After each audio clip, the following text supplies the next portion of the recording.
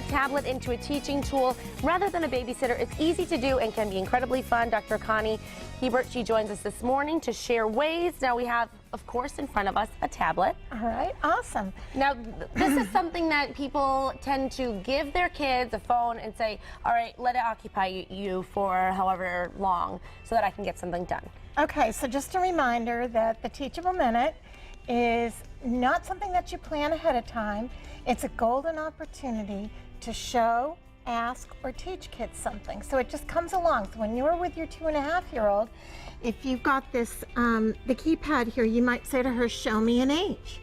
Show me as an O. Show me, get the numbers up there and say, show me a 7. And just have her start pointing out, even have her counting with her little pointer finger that she's going to read with, 1, 2, 3, all the way up.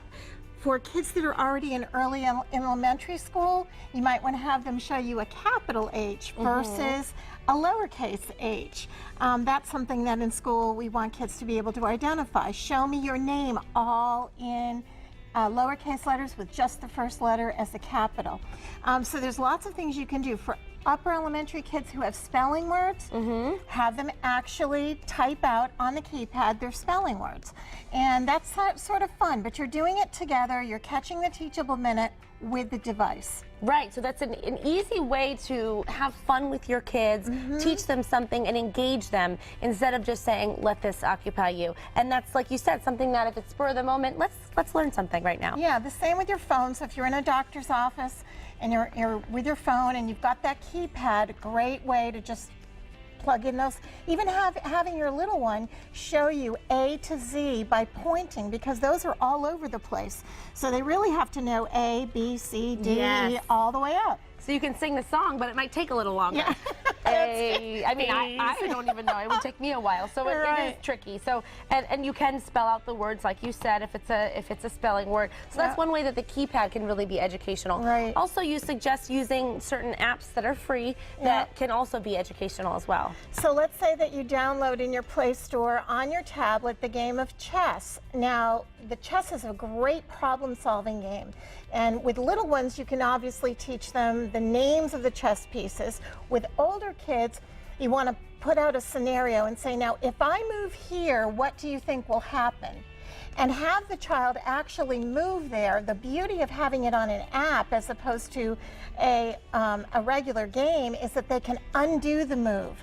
So you could do lots of different strategies and say, okay, so let's do this strategy. If I move here, where will you move next? And then undo it and see what will happen with a couple of scenarios. It gets your older kids to really start thinking strategically using the game of chess.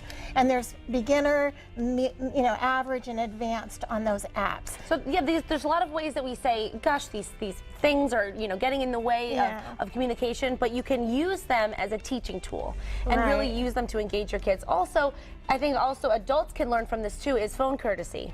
Well, yeah, we have a lot of kids who are just going to their friends, hi, good, fine, see you.